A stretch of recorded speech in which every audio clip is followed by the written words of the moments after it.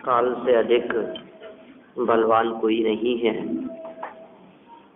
अनेक प्रयत्न करने पर भी मनुष्यों की रक्षा नहीं की जा सकती है। ऐसे सुरक्षित स्थान में इस मनुष्य को विधि ने स्थापित किया कि चारों तरफ से द्वीप समुद्र, नीचे असुर कुमार और ऊपर वैमानिक देव, लेकिन प्रकृति की ऐसी व्यवस्था होने के बावजूद और इंद्र चक्रवर्ती आदि भी बहुत शक्तिशाली लोग भी भले ही मौजूद हों, तो भी इस जीव के आयु कर्म को एक दिन भी बढ़ाया नहीं जा सकता है। काल का उल्लंघन करने में कोई समर्थ नहीं है।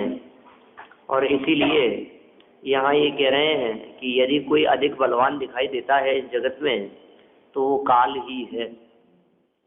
काल से बलवान कोई नहीं है। पेज नंबर 71 पर आयु की स्थिति पूर्ण होने पर काल प्राण लेने का उद्यम करता है। काल कब प्राण लेता है? आयु की स्थिति पूरी होने पर। तब उससे बचने में कौन समर्थ है? यह बात आगामी छंद में कहते हैं। क्या कह रहे हैं? आयु की स्थिति यदि पूरी हो जाए तो फिर प्राण निकल जाएंगे।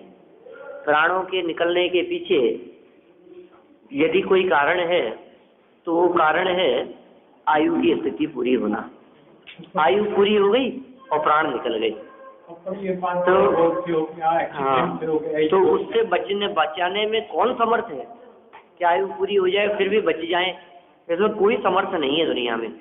और ये बात इस आगामी छंद में कह रहे हैं। शिखरिणी छंद है।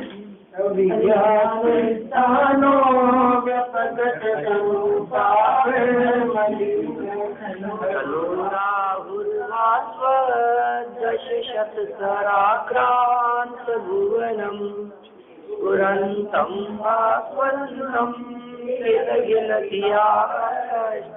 कर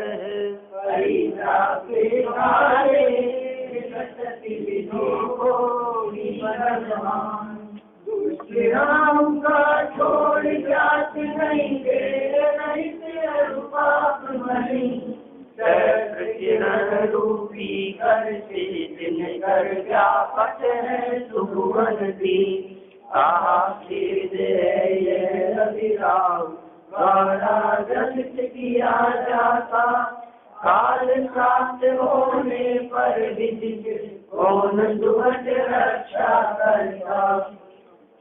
देखिए अर्थ में क्या कहते हैं। निश्चय से आयु के पूर्ण होने पर काल को आने से कौन बलवान रोक सकता है? ये सच्ची बात है कि कोई ऐसा बलशाली बलवान व्यक्ति नहीं हुआ जो काल पूरा हो जाने पर मृत्यु को आने से रोक देवे। हम कहेंगे साहब ये तो बहुत बलवान है, नहीं आने देंगे मृत्यु को। ऐसा बलवान तो दुनिया में कोई नहीं दिखता। कौन ऐसा ताकतवर है जो ये कहे मैं खड़ा हूँ ना दरवाजे पर, मैं भी देखता हूँ मृत्यु कहाँ से आती है? क्या देखोगे आप? मृत्यु आती हुई किसी को दिखाई देती नहीं है, न उसे रोका जा सकता है, उस पर किसी का बस नहीं चलता है। अर्थात देखो क्या कह रहे हैं,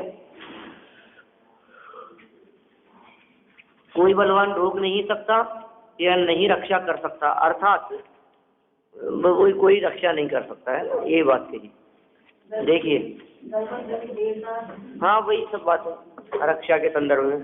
हाँ यह बड़े कष्ट की बात है।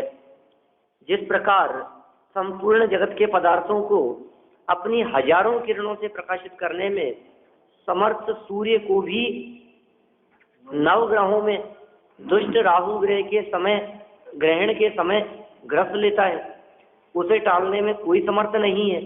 उसी प्रकार आयु का अंत समय पाकर काल रूपी राहु जीव रूपी सूर्य को ग्रसित कर लेता है। तो कितनी बड़ी बात कह दी इन्होंने। सूर्य जैसे को भी जब समय आने पर राहु द्वारा ग्रसित कर लिया जाता है, सूर्य जैसे को भी, तो फिर सामान्य जगत के जीवों की क्या बात करें। मतलब सूर्य जैसा प्रताप जगत में किसी का नहीं दिखाई देता।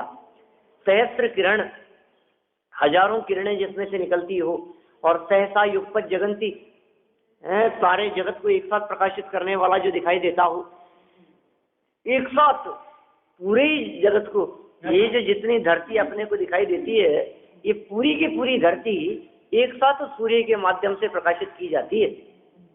आप देखिए दुनिया में कोई ऐसा प्रकाशमान पदार्थ नहीं है दूसरा प्रकाशित करने वाला। कोई बल्ब, कोई ट्यूबलाइट, कोई ऐसी हेलोजन, कुछ ऐसा नहीं हो सकता जो पूरी धरती को एक साथ प्रकाशित कर सके। लेकिन ऐसा प्रकाशमान और ऐसा हजार किरणों वाला सूर्य भी राहु के माध्यम से समय आने पर ग्रसित कर लिया जाता है, अर्थात उस सूर्य के भी ग्रहण लग जाता है। तो ये कह रहे हैं उसे टालने में कोई समर्थ नहीं है। उसी प्रकार आयु जब पूरी हो जाए, आयु का जब अंतिम काल आ जाए, तो काल रूपी राहु के द्वारा जीव रूपी सूर्य को ग्रसित कर लिया जाता है। जिस प्रकार सूर्य सहस्त्र किरणों से युक्त है, उसी प्रकार जीव अनंत ज्योति, अनंत प्रकाश ज्ञान स्वरूप है। राहु और काल दोनों का स्थान अज्ञात है। कहाँ रहते हैं ये पता नहीं है। हाँ, राहु का भी पता नहीं है और काल का भी पता नहीं है कहाँ पर, ये रहते कहाँ है। काल की दशा तो सभी प्रत्यक्ष जानते हैं, तथा राहु का कोई वार माने दिन निश्चित नहीं है। ठीक है, इसलिए लोक में इसे भी स्थान रहित कहा गया है, राहु को भी स्थान रहित कहा गया है। जैसे रवि है, ये शनि और सोम के बीच में है। ठीक है, रवि मतलब सूर्य और सोम मतलब चंद्रमा। ग्रहों के नाम हैं सब, मंगल है, बुध है, बृहस्पति है, शुक्र है, शनि है। तो ये कौन का स्थान कहाँ है सातों में हमारे को पता है, लेकिन जो ये राहु और केतु दो विमान और रह गए, इनका जो स्थान नहीं है और कोई समय भी नक्की नहीं है और काल भी नक्की नहीं है। कब दिखने लग जाए, कब किसको ग्रसित कर ले नहीं कहा जा सकता है। काल तो शरीर रहित अमूर्तिक है ही, राहु को भी अतनु माने अशरीरी कहा गया है। जीवों को ग्रसने के कारण काल को पापी कहा जाता है, तथा जो पापी है वह मलिन है, और राहु को भी पाप ग्रह कहा जाता है। श्याम वर्ण होने से उसकी तुलना भी काल से की जाती है। जगत में ऐसी चर्चा चलती है, मतलब राहु कैसा, राहु और केतु के जो विमान हैं, ये विमान भी श्याम वर्ण वाले हैं, काले रंग के। तो सूर्य और चंद्रमा के नीचे से जब ये काले रंग के विमान निकलते हैं, तो ऐसा लगता है कि सूर्य और चंद्रमा को ग्रसित कर लिया गया, और पाप ग्रह है। ठीक है, पाप रूप है, इसलिए इनकी तुलना भी काल से की जाती है, काले होने के कारण। भावार्थ देखिए, काल द्रव्य जीवादि 6 द्रव्यों में से एक स्वतंत्र द्रव्य है, जो अपनी अमूर्तिक और जड़ सत्ता सहित लोक में विराजमान है। क्या कह रहे हैं, काल द्रव्य कैसा है? 6 द्रव्यों में से एक द्रव्य है काल द्रव्य। जीव, पुद्गल, धर्म, अधर्म, आकाश, काल, ये 6 द्रव्य हैं। इन 6 द्रव्यों में से जो छठा द्रव्य है वो है काल द्रव्य। स्वतंत्र द्रव्य है, अपनी अमूर्त और जड़ सत्ता सहित। काल अमूर्तिक है और जड़ भी है, अचेतन भी है, लोक में विराजमान है। वह किसी का हरता नहीं है। काल किसी को हरण कर लेने वाला हो ऐसा नहीं है। समय, पल, घड़ी आदि काल भी व्यवहार पर्याय, आदि काल की व्यवहार पर्याय है। जिस समय जिस जीव की शरीर में रहने की स्थिति पूर्ण हो जाती है, उसी समय वह वर्तमान देह से अन्य देह में गमन करता है। जिस समय इसकी आयु पूरी हो जाएगी, शरीर में रहने की स्थिति पूरी हो जाएगी, वर्तमान देह से रहित वर्तमान देह को छोड़ देगा और दूसरे देह में गमन करता है। इसलिए लोक में काल मारता है ऐसा कहा जाता है। वास्तव में काल कोई मारने वाला नहीं है। समय पूरा हो गया, चला गया, दूसरी जगह चला गया। यहाँ की शरीर में रहने की स्थिति पूरी हो गई और दूसरी जगह पर जाकर के उसने जन्म ले लिया। ये सारे प्रकरण काल यमराज संबंधी चल रहे हैं और इसमें कोई ऐसी बात नहीं है, क्योंकि अति विस्तार करने पर फिर कोई आगे पीछे की बातें आती हैं, है ना। हाँ, ऐसे काल द्वारा प्राणियों को मारने की विधि, ये बात पढ़ते हैं अपन आगे क्या कह रहे हैं कि काल किस प्रकार प्राणियों को मारता है। क्या ठीक है, काल किस स्थान में प्राणियों को किस तरह मारता है, यह बात आगामी चरण में कहते हैं। वसंतिल का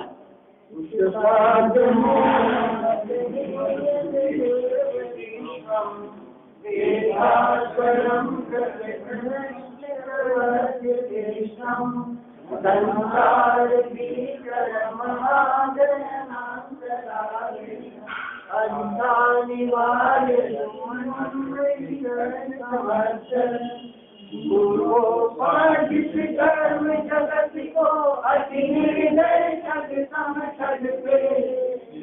भुवन को महामोह इस संसार भयानक वन में जीवों का इनका करे निवारण जग में इसमें है नाम। देखिए क्या कह रहे हैं, पूर्व उपार्जित कर्म, ये असली हेतु बतला रहे हैं कि पूर्व उपार्जित जो कर्म है जगत में, वो अति निर्दय ठग के समान ठगते हैं। ठगते हैं वे, किसे ठगते हैं कि जगत के जीवों को, जगत को। तो कौन ठगता है? पूर्व उपार्जित कर्म, वही ठगते हैं। किसके समान? ठग समान, ठग सम, मानो यही ठगने वाले हों। असली ठगने वाले यही है। क्या नहीं ठगते हैं, इसमें ठगा जाता है ये जीव इनके माध्यम से। देखो आप ये कह रहे हैं, तीन भुवन को महामोह मद उपजा, ये काम कर रहे हैं ना, इसलिए ठग रहे हैं, महामोह उत्पन्न कर रहे हैं जगत के जीवों को। तीन भुवन को, तीनों ही लोगों को महामोह मद, महान मोह रूपी मद उपजा उत्पन्न करके गाफिल करते, गाफिल हो जाता है ये जीव उसमें, कर्मों के उदय में और मोह के नशे में। मोह रूपी शराब को पीकर, मोह महामद पियो अनादि, मोह रूपी शराब को अनादि काल से पीकर ये प्राणी जगत में गाफिल हुआ फिरता है। और जब सारे जगत में गाफिल होकर के इधर उधर फिरता रहता है तो क्या होता है? ठगा जाता है। कौन है उन ठगने के पीछे? असली ठग कौन है? देखिए दुनिया में आपको दिखाई देता है कि अरे ये कितना बड़ा बेईमान है, इसने तो ठग लिया हमारे को, इसने तो हमारे को बेवकूफ बना दिया। लेकिन ये कह रहे हैं असली ठगने वाले तो आपके ही कर्म हैं। और पूर्व उपार्जित, पूर्व उपार्जित का मतलब है कमाई, उपार्जन मतलब कमाई। अपने द्वारा उपार्जित द्रव्य, अपने द्वारा उपार्जित कर्म, तो अपने द्वारा कमाए हुए जिनको हमने पहले कमाया था वे हैं पूर्व उपार्जित। जिन कर्मों को हमने पहले कमाया था, आज वे ही कर्म हमारे को ठगने का काम कर रहे हैं, लूटने का काम कर रहे हैं। समझ लो आप, लुटेरे होते हैं ना, वही तो होते हैं ठग। विकट वन में कर्म बैरी, ज्ञान धन मेरो हरियो, बोलो तब इष्ट भूलियो भ्रष्ट हुए, अनिष्ट गति धर तो फिरियो। इष्ट भूल गया, अनिष्ट हो गया, भ्रष्ट हो गया, अनिष्ट गतियों को धारण करता रहा। किसमें मेरी भलाई है और किसमें भलाई नहीं है, ये बातें ही समझ में नहीं आ रही है, ये बातें ही निकल गई है, दिमाग से निकल गई है। क्यों? क्योंकि ज्ञान जो उसका निर्णय करने वाला था उसको ठग लिया उन्होंने, उसको हरण कर लिया। मेरे पास जो एक शक्ति थी, कौन सी शक्ति? कि जिस शक्ति के कारण मैं हिताहित की पहचान कर पाता था, ऐसी जो एक रिद्धि थी मेरे पास में, जिसका नाम था ज्ञान रिद्धि, उस ज्ञान रिद्धि से सारे काम मेरे सज जाते थे। बाकी सारे जितने काम होते थे उन सब में ज्ञान महत्वपूर्ण था। अब इन कर्म रूपी लुटेरों ने उसको ही चोरी कर लिया, तो फिर क्या होता कि अब तो बुद्धि काम नहीं करती हमारी, अब दिमाग काम नहीं करता, अब क्या सोचें, क्या विचार करें, हिताहित का विचार विवेक ही नहीं रहा, क्योंकि ज्ञान धन मेरो हरियो, ऐसी बात कह रहे हैं, गाफिल हो गया। और फिर देखिए आगे 2 लाइनें, इस संसार भयानक वन में जीवों का करते हैं घात। ये इस भयानक संसार में, संसार रूपी भयानक वन में जीवों का घात करते हैं। इनका करे निवारण जग में, किसमें है ऐसा सामर्थ्य, किसमें ऐसा सामर्थ्य है जो इसका निवारण कर सके इस जगत में। अर्थ देखिए, निर्दयी ठग के समान। निर्दयी ठग कैसा होता है? ठग रहा है और निर्दयी इसलिए कह दिया कि दूसरे को कितनी तकलीफ होगी इस बात का उसे विचार नहीं है। मैं बेवकूफ तो बना रहा हूं, लेकिन मेरे बेवकूफ बनाने से सामने वाले व्यक्ति को कितनी बड़ी समस्या और मुसीबत का सामना करना पड़ेगा, इसका उसे बिल्कुल भी विचार नहीं है। दूसरे के प्रति हृदय में रंच मात्र भी करुणा का परिणाम नहीं है। इसलिए कहा निर्दयी ठग के समान। कौन है निर्दयी ठग? अपने ही द्वारा किए गए, कमाए गए कर्म, पूर्व उपार्जित कर्म, मोह मद उत्पन्न करके, मोह रूपी शराब, मद मतलब नशा, शराब वो उत्पन्न करके 3 लोक के जीवों को विह्वल करके संसार रूपी भयानक वन में मारते हैं। क्या कह रहे हैं? 3 लोक के जीवों को विह्वल करके, तड़पा करके, पीड़ित करके, दुखी खेत खिन्न करके संसार रूपी भयानक वन में मारने का काम करते हैं। पूछा ना ऐसे कहाँ मारते हैं? प्रश्न क्या किया था? काल किस स्थान में प्राणियों को किस तरह मारता है, ऐसी शंका थी। तो किस स्थान में मारता है? तो जंगल में ले जाकर के मारता है। लुटेरे क्या करते हैं? बीच बाजार में नहीं लूटते, सुनसान सड़कों पर, जंगल में, जहाँ कोई नहीं हो, ऐसे स्थानों पर अधिक लोग लूटते हुए देखे जाते हैं। तो ये संसार रूपी जंगल में ही लूटता है। जो संसार रूपी जंगल से, जंगल को जिसने पार कर लिया, वे इन कर्म लुटेरों के माध्यम से लुट नहीं सकते। जिन्होंने संसार रूपी वन को पार कर लिया, जो संसार वन में हैं अभी, उनको ही ये कर्म रूपी लुटेरे लूटते हुए देखे जाते हैं। वहां उनका निवारण करने में कौन समर्थ है? जंगल भी पहुंच गए, वहां कौन बचाएगा? जौहरी बाजार में कोई लुटेरा लूटे तो कोई बचाने वाले भी हों, दूसरे लोग बचा भी लें। भीड़ भाड़ भरे इलाके के अंदर यदि कोई व्यक्ति चोरी करे, किसी की जेब काटे, तो पिट जाएगा, पकड़ लिया जाएगा। ये कह रहे हैं यहाँ पर, तो उसको कौन बचा सकता है? वहां उनका निवारण करने में कौन समर्थ है? जंगल में। भावार्थ, जिस प्रकार निर्दयी ठग मूढ़ लोगों को नशे की वस्तु खिलाकर मद उत्पन्न करके गहन वन में मारते हैं। क्या कह दिया? क्या करते हैं ठग? नशे की वस्तु खिला दी, ट्रेन में बैठे बैठे, कहीं पर भी इधर उधर दूसरे स्थान पर खिलाने पिलाने में कुछ भी नशे की चीज मिला दी, और फिर क्या हुआ? मद उत्पन्न कर दिया। गहन में है और गहन वन में ले जाकर के उसे मार देते हैं।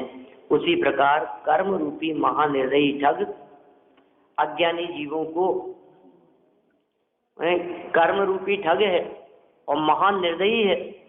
और कौन से जीव उसकी चपेट में आते हैं? अज्ञानी जीव। यद्यपि ज्ञानी जीव भी संसार में ही रहते हैं, मुक्त जीव तो संसार से पार हुए हैं, और ज्ञानी जीव हैं अभी संसार में ही। लेकिन वे ज्ञानी जीव इतने सावधान हैं कि वे किसी अज्ञानी के द्वारा, किसी अनजान व्यक्ति के द्वारा दी हुई वस्तु को खाते नहीं है। क्या अब वो ठग उनके ऊपर कैसे असर करे? बोलो। ये ठग तो उन्हीं पर असर करने में समर्थ होते हैं जो किसी न किसी बहाने उनके द्वारा दी गई चीज को ले लेते हैं। बोले जी ये फलाने भगवान का प्रसाद है। हाँ, प्रसाद लेने वाले प्रसाद सबका लेते हैं। फिर प्रसाद तो सभी का लेते हैं, सही बात है। और प्रसाद में क्या हो गया? भगवान का। हाँ, और प्रसाद के बहाने लूट लेते हैं। देखो कैसी बात कह रहे हैं यहाँ। जिस प्रकार वो ठग खिला पिला करके लूट लेते हैं, और किसको लूट लेते हैं? जो उनके वशीभूत होते हैं, जो उसमें आसक्त होते हैं, वे ही लूटते हैं, माने अज्ञानियों को। अज्ञानी शब्द दिया ना, कर्म रूपी महानिर्दयी ठग अज्ञानी जीवों को, माने ज्ञानियों को नहीं। ऐसा अर्थ हो गया सीधा सीधा सा। अज्ञानियों को माने ज्ञानियों को नहीं, अज्ञानियों को लूटते हैं और ज्ञानी जीव नहीं लूटते हैं। अज्ञानी क्यों लूटते हैं? क्योंकि वे कुछ भी खा लेते पी लेते हैं, अज्ञानवश। और ज्ञानी जीव क्यों नहीं लूटते हैं? कि हमारे नियम है, हम नहीं खाते बाहर का, वो बचा हुआ है।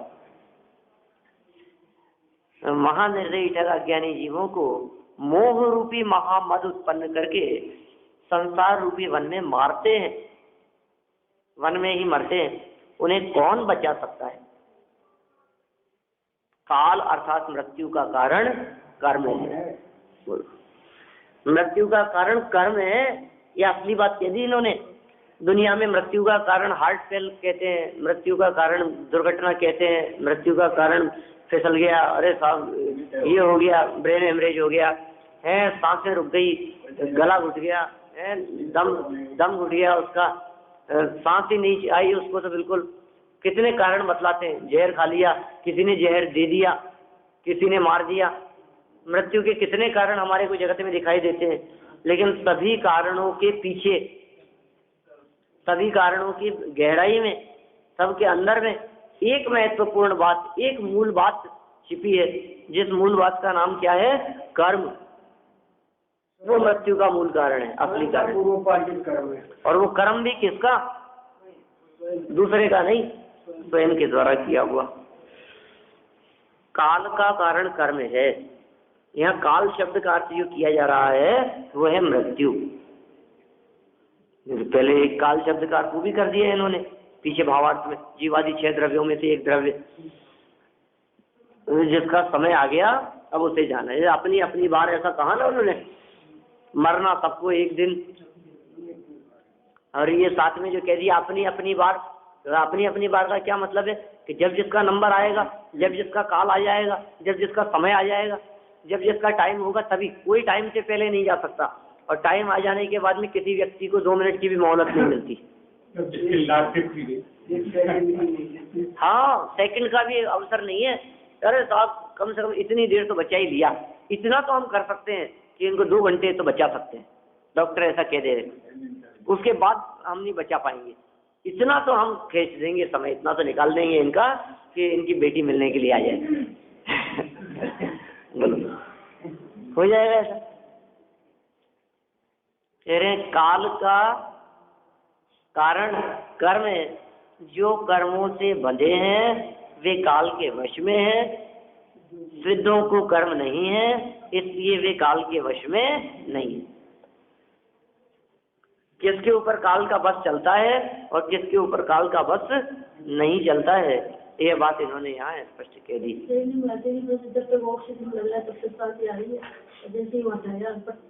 तो हटाती का ही कोई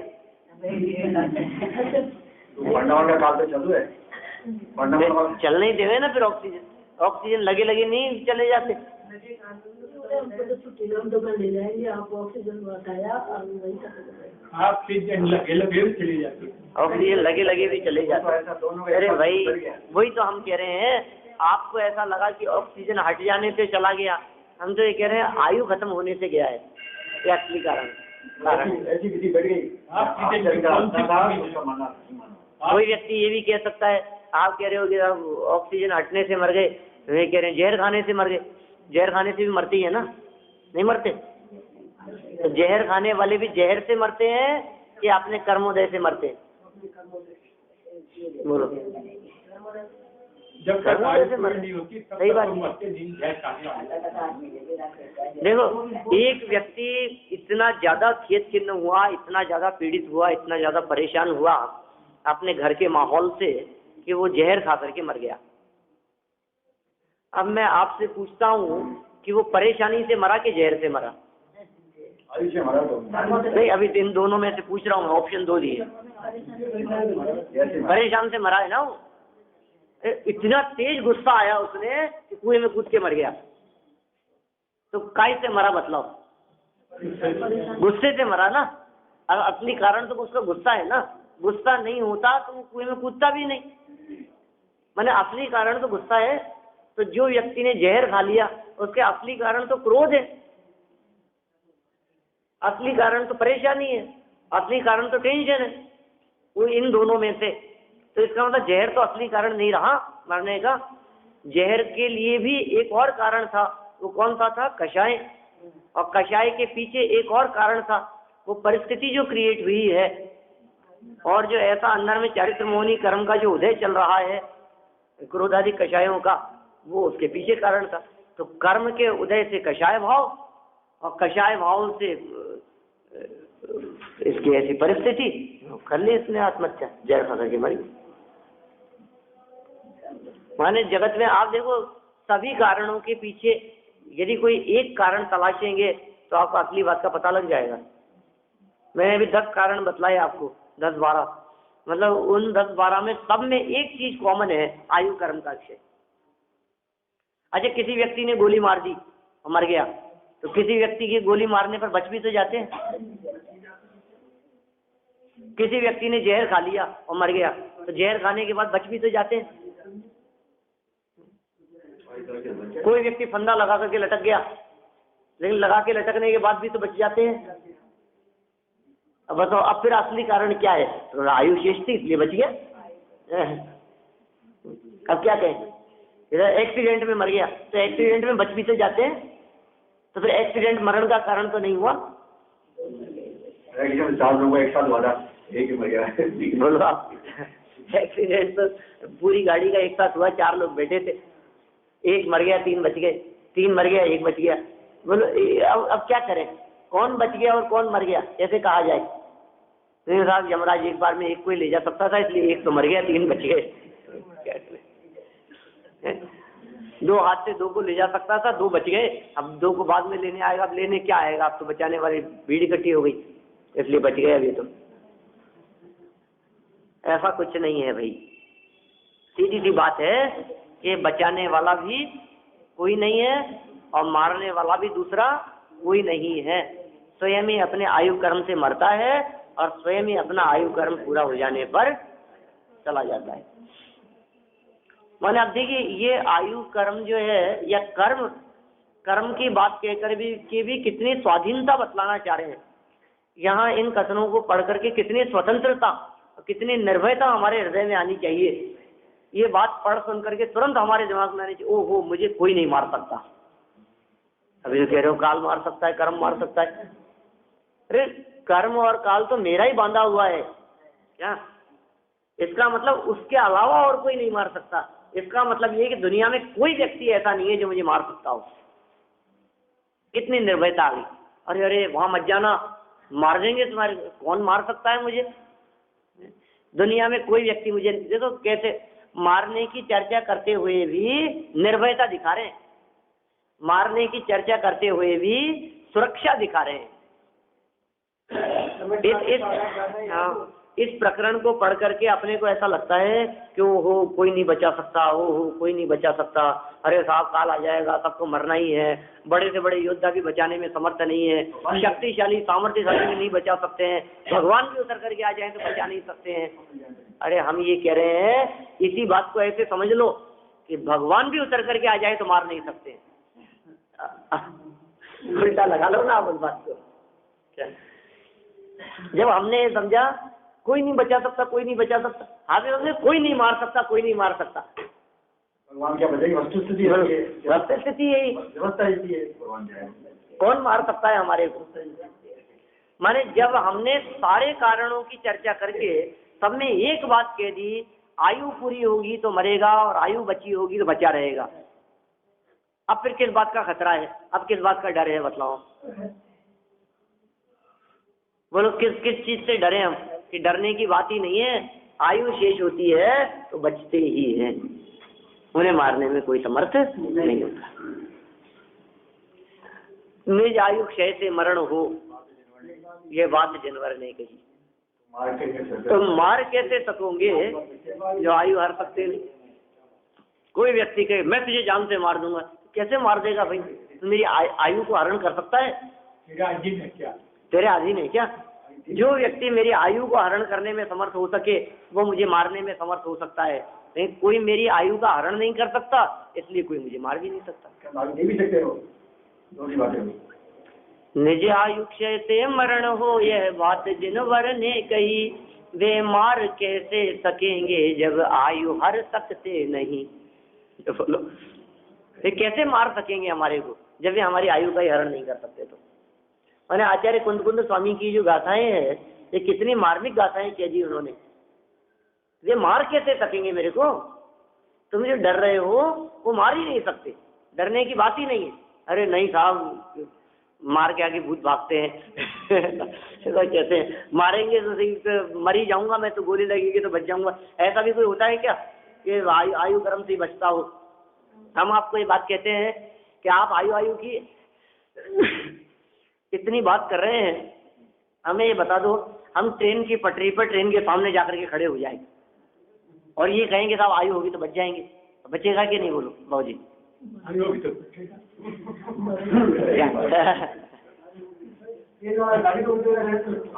ट्रेन वाला गाड़ी रोक देगा, खुद के परिणाम आएंगे कि देखो कोई नहीं था बचाने वाला, वो तो मैं ही उतर गया। अरे तेरे को उतरना ही था, तेरी आयु बची है तो। बोलो कैसे स्थिति? दूसरा बचा लेगा, खुद बच जाएगा और खुद खड़ा है। मैं भी देखता हूँ, देखो आप कह रहे हो ना आयु होगी तो बचेगा, मैं भी देखता हूँ आज कैसे बचता हूँ। और ट्रेन बराबर तक आई और खुद ही उतर गया, देखो मैं ही उतरा ना, मर ही जाता मैं तो। अरे तो कैसे मर जाता? तेरी आयु शेष है तो मर नहीं सकता है। सही बात है, आगे तक की पूरी व्यवस्थाएं सही कर दें,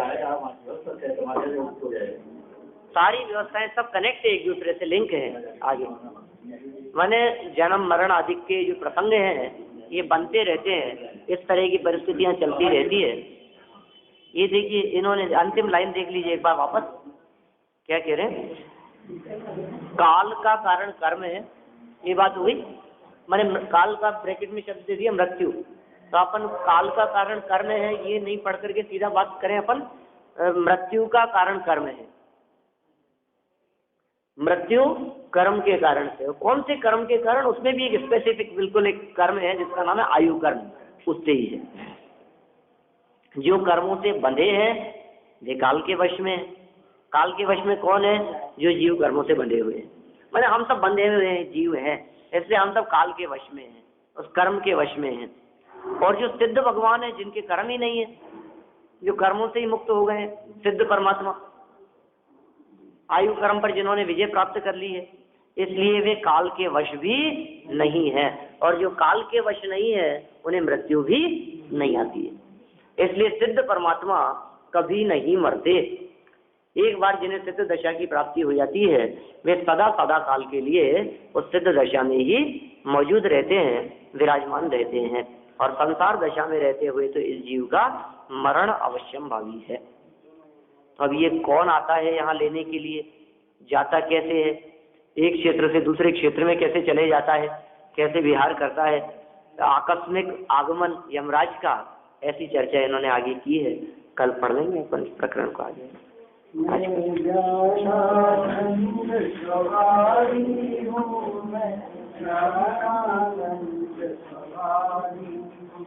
मैं हूँ अपने में स्वयं गुण करती, मुझ में कुछ गंध नहीं। मैं अर्श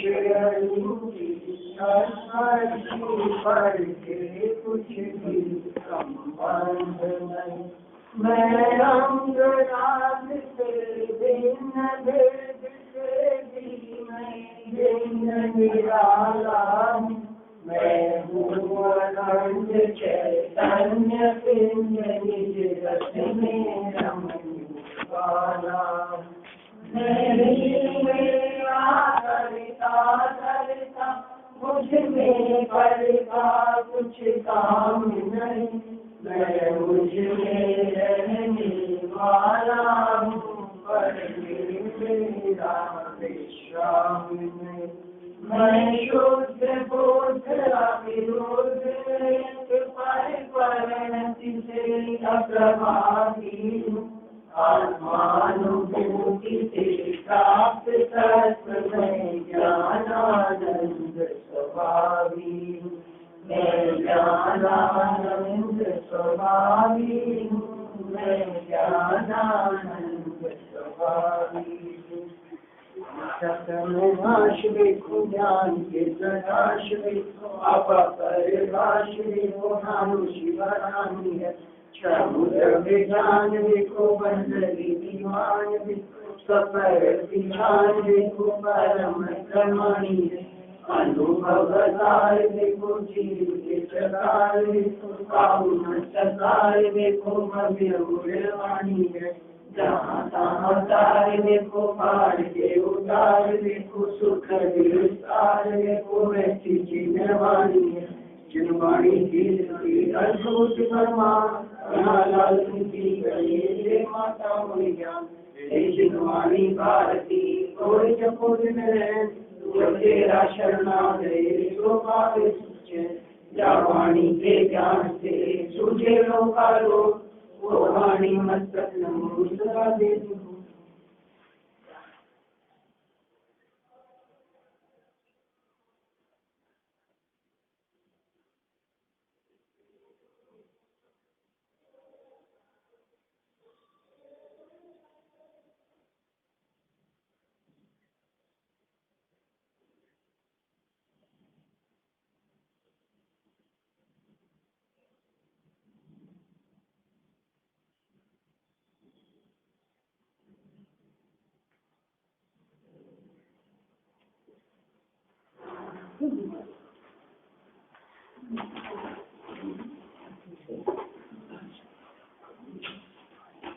शांति वाली माता की